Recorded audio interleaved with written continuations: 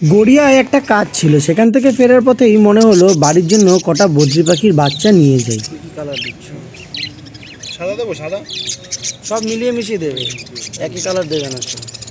আসলে বাড়ির ছাদের খাঁচাটা অনেক দিন ধরেই খালি পড়েছিল, তো এখানে এসে দাদাকে দাম জিজ্ঞাসা করাতে বলল বড় পাখি জোড়া 400 টাকা আর ছোটোগুলো নিলে 30 টাকা করে হবে।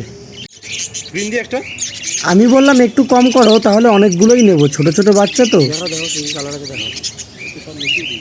ইয়ে আছে, গ্রিন আছে, এদিকে আছে হোয়াইট আছে, সব মেশানো। দুটো হলুদ, দুটো সাদা, দুটো গ্রিন আর দুটো হোয়াইট,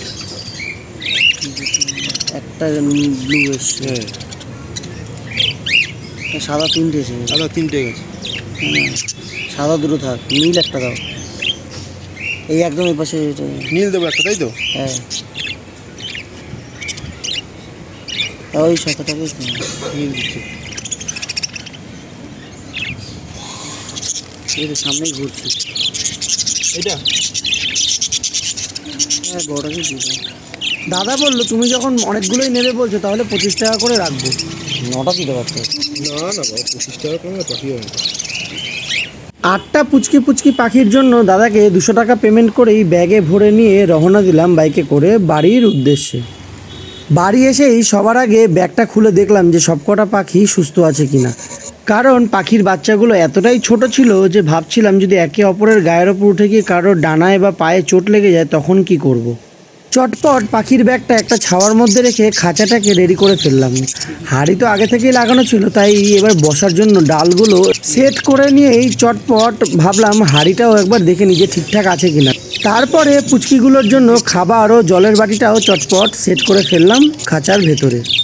এরপরের টাস্কটা ছিল হচ্ছে পাখিগুলোর জন্য একটু জলের ব্যবস্থা করা।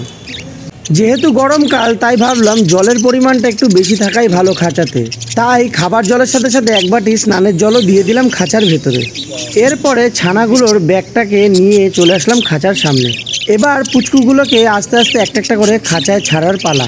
প্রথমে তো হাত দিয়েই করছিলাম, তারপর ব্যাগ ধরেই ঢেলে দিলাম খাঁচার ভেতরে। ব্যাগ থেকে সব কটাকে খাঁচায় ট্রান্সফার করার পরেই দিয়ে দিলাম ওদের জন্য ঘাসের দানা খাবারের বাটিটায়। এইবার ওপর থেকে একটা শেড দিয়ে দিলাম, এবং যেহেতু বাইরে রোদের তেজ ভালোই ছিল তাই একটা গামছা দিয়ে চারিদিকটা ঢেকে দিলাম যাতে ডিরেক্ট রোদের তাপটা ওদের গায়ে না লাগে। অলমোস্ট খাঁচার 3 দিকটা গামছা দিয়ে ঢেকে দিলাম যাতে রোদটা ওদের গায়ে ডিরেক্ট না লাগে। আর খাঁচার ভেতরেও যথেষ্ট পরিমাণ জল আছে, আশা করি গরমে ওদের কোনো কষ্ট হবে না। খাবারের সাথে একটা বাটিতে তুলসী পাতাও দিয়েছিলাম।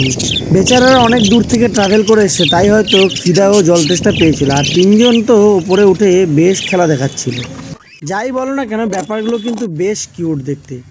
প্রথমে ভেবেছিলাম বড় বড় পাখি নিয়ে আসবো, কিন্তু দামটা একটু বেশি থাকার জন্য ভাবলাম বড় পাখি এনে আরও বড় করার থেকে ছোট পাখি এনে আস্তে আস্তে নিজের হাতে পুরোটাই বড় করার একটা মজাটা কিন্তু আলাদা। তো দেখা যাক এরা কতদিনে বড় হয়ে ওঠে এবং পুরোপুরি পালক গজায়। পুচকিগুলোর আজকে অনেকটাই ধকল হয়ে গেছে, তাই ওদের কিছুক্ষণ ছেড়ে দিলাম নিজের মতো খেলাধুলা করা ও খাওয়া দাওয়া করার জন্য। আজকে হলো 2026 সালের জুন মাসের 15 তারিখ। দেখা যাক এবার এদের বড় হতে কতদিন টাইম লাগে। গরম থেকে এসে এই মহাশয় নিজেকে পুরো স্নান করে ভিজিয়ে ফুলিয়ে রেখেছিল। আর এই মহাশয়ের গায়ে পালক হোক না হোক, চোখের মণিটা কিন্তু অদ্ভুতভাবে লাল টকটকে। আজকের মতো এইটুকুই, দেখা হচ্ছে অন্য কোনো ভিডিওতে। ততক্ষণের জন্য টাটা।